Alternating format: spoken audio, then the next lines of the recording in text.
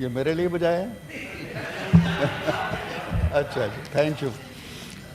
تو سر یہ مجھے سب سے اچھا یہ لگا کہ شبلی فراز صاحب نے نہایت عمدگی کے ساتھ اور نفاست کے ساتھ، اچھے الفاظ کے ساتھ اور ایک منجے ہوئے پارلیمنٹیرین کی طرح گفتگو کی، اور اس سے بھی زیادہ اچھا لگا کہ ہماری طرف سے اس کو بڑے تحمل کے ساتھ، بردباری کے ساتھ، نہایت خاموشی کے ساتھ سنا گیا۔ یہی اسپرٹ ہونی چاہیے۔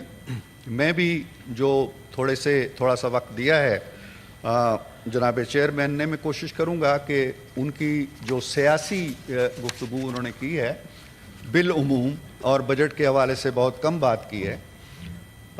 سب سے پہلے انہوں نے یہ کہا جی کہ انتخابات جو ہیں ان کا عمل درست نہیں تھا، اور جب تک لیجیٹیمیٹ گورنمنٹ نہیں ہوگی اس وقت تک یہ ٹیکسیشن اور اس وقت تک یہ بجٹ عوامی اسپرٹ سے محروم رہیں گے۔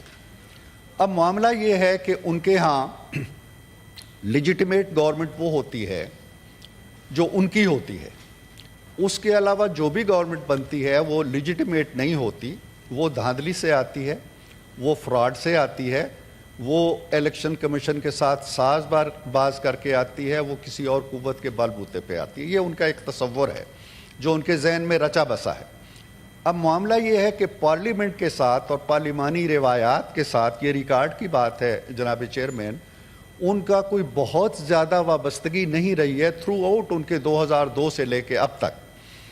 2002 میں ان کی پارٹی کے سربراہ عمران خان صاحب الیکٹ ہو کے آئے، اور 2002 سے لے کے 2007 تک یا 8 تک جس اسمبلی کے وہ رکن تھے، اس اسمبلی کے اندر شاذ و نادر ہی تشریف لائے۔ وہ 2 بڑی امپورٹنٹ کمیٹیوں کے سربراہ تھے، سربراہ نہیں تھے، اس میں شریک تھے۔ ایک تھی کشمیر افیئرز کی کمیٹی اور ایک تھی public accounts committee. Public accounts committee کا کام تھا احتساب کرنا اور کرپشن کی روک تھام کرنا، اور کشمیر کا کاز آپ سمجھتے ہیں ہم سب کو بڑا عزیز ہے۔ لیکن اپنی پہلی پارلیمنٹ لائف میں ان دونوں کمیٹیوں کا رکن ہوتے ہوئے وہ کبھی نہیں گئے ان کے اجلاس میں، ایک بھی اجلاس نہیں اٹینڈ کیا۔ پارلیمانی روایات کے احترام کا یہ عالم تھا۔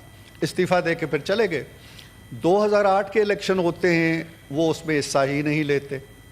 2013 کے الیکشن ہوتے ہیں، انہیں شکست ہوتی ہے اور وہ آ جاتے ہیں، ایک بہت عظیم الشان 4 ماہ کا دھرنا دیتے ہیں، اور کبھی ذکر ہوتا ہے 35 پنکچر کا، کبھی 4 حلقوں کا، کبھی کچھ۔ بالآخر ہماری پوری تاریخ میں سر، آج تک کی تاریخ میں پہلی بار ایک مقدمہ چلا جاتا ہے سپریم کورٹ میں، کمیشن بنتا ہے کہ جی آپ جائزہ لیں، اور ان کی مجھے یاد ہے کہ ڈار صاحب کے، عمران خان صاحب کے مذاکرات ہوئے، اور طے پایا کہ اگر یہ کمیشن طے کر دے گا کہ دھاندلی نہیں ہوئی تو ہم اس قضیے کو نہیں چھیڑیں گے۔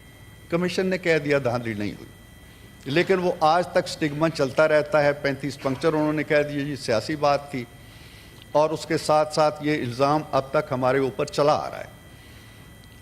جناب چیئرمین، معاملہ یہ ہے کہ اس الیکشن کمیشن نے بھی جو الیکشن کرائے ہیں وہ 4 صوبوں میں کرائے ہیں، مرکز میں کرائے ہیں۔ اب خیبر پختونخوا میں جو الیکشن ہوئے ہیں، میں بار بار کہتا ہوں، وہ محترم ہیں، وہ حلال ہیں، وہ طیب ہیں، وہ پاکیزہ ہیں، وہ آب زمزم میں دھلے ہوئے ہیں۔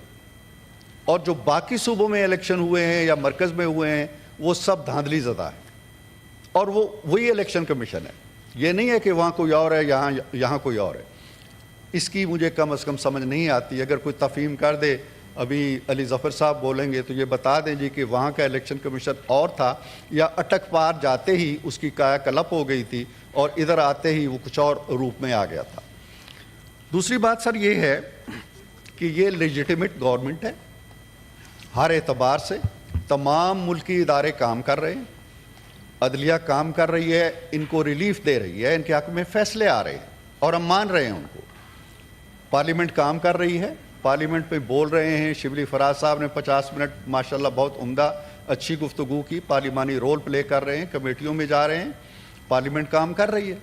ایک صوبے میں ان کی حکومت بہت عمدگی سے چل رہی ہے، جیسے 15 سال سے پہلے سے چل رہی تھی، اسی رفتار سے ماشاءاللہ آگے بڑھ رہی ہے اور کنٹریبیوٹ کر رہی ہے ملکی ترقی میں۔ باقی صوبوں میں بھی حکومتیں چل رہی ہیں۔ کوئی کرائسس نہیں ہے سر, کوئی بحران نہیں ہے. بحران اگر ہے تو صرف ان کی اپنی جماعت کے اندر ہے. پاکستان کے اندر بحران نام کی کوئی چیز نہیں ہے. اور وہ جو شعر کہا تھا امجد اسلام امجد نے کہ نہ آسماں سے نہ دشمن کے زور و زر سے ہوا, یہ معجزہ تو میرے دست بے ہنر سے ہوا. یہ نہ آسمان ان پہ کوئی ٹوٹا ہے, نہ کوئی کسی اور نے کوئی حرکت کی ہے, یہ ان کے اپنے دست بے ہنر کا معجزہ ہے. سر 2022 میں الیکشن ہم تشتری میں رکھ کے ان کے پاس لے کے گئے کہ جناب الیکشن ہم کرا دیتے ہیں بجٹ کے فوراً بعد, اور انہوں نے کہا جی کہ نہیں ہم الیکشن لیں گے زور بازو سے. ہم 25 مئی کو آ رہے ہیں اسلام آباد اور وہاں سے الیکشن لے کے اٹھیں گے. یہ 25 مئی کو آئے اور پھر الیکشن ہوا ہو گئے. اپنی تاریخ کو دیکھیں کہ الیکشن کو خراب کرنے میں, جمہوریت کو خراب کرنے میں ان کا کیا رول رہا ہے. آج یہ کہتے ہیں جی کہ کرپشن کا کوئی کیس نہیں ہے. میں اس کے میرٹ میں نہیں جانا چاہتا کہ وہ درست ہے یا غلط ہے, لیکن کیس ہے اور وہ 60 ارب روپے کا ہے. ہمارے تمام اجتماعی شبلی صاحب, ہمارے اوپر جو تمام اجتماعی کرپشن کے کیس آپ نے بنائے تھے وہ تھے 10 ارب کے. آپ کا ایک کیس 60 ارب کا ہے.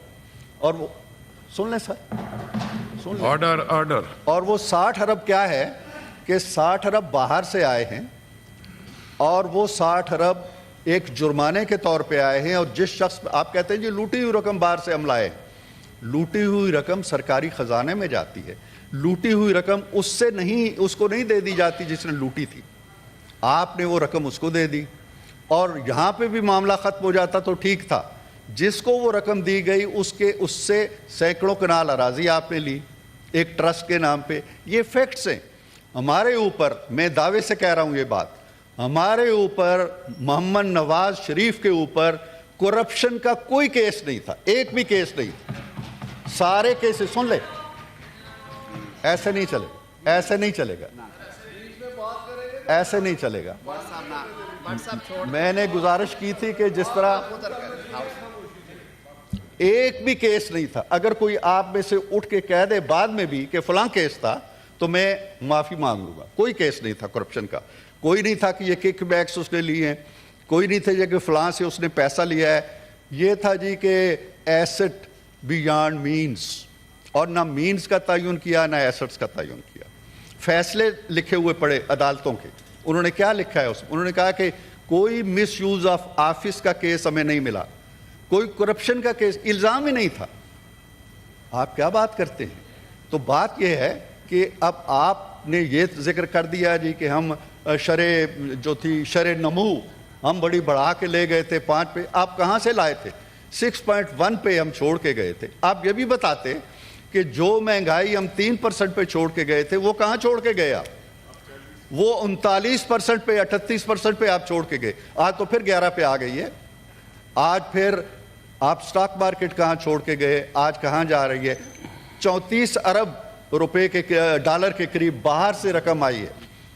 سمندر پار پاکستانیوں نے, وہ اعتماد کا اظہار ہے اس حکومت کے اوپر. یہ ریکارڈ ہے, اتنی رقم اس سے پہلے کبھی نہیں آئی. سرمایہ کاری آ رہی ہے, باہر سے وفود آ رہے ہیں, ہم باہر جا رہے ہیں, ملکوں سے معاملات ٹھیک ہو رہے ہیں.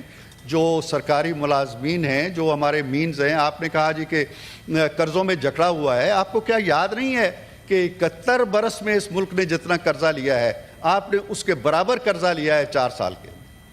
آپ یہ کیوں نہیں بتاتے قوم کو؟ ہم نے تو IMF کو الوداع کہہ دیا تھا, بائی بائی کہہ دیا تھا, اور IMF کی سٹیٹمنٹ آ گئی تھی کہ اب اس کے بعد ہماری ضرورت نہیں رہے گی.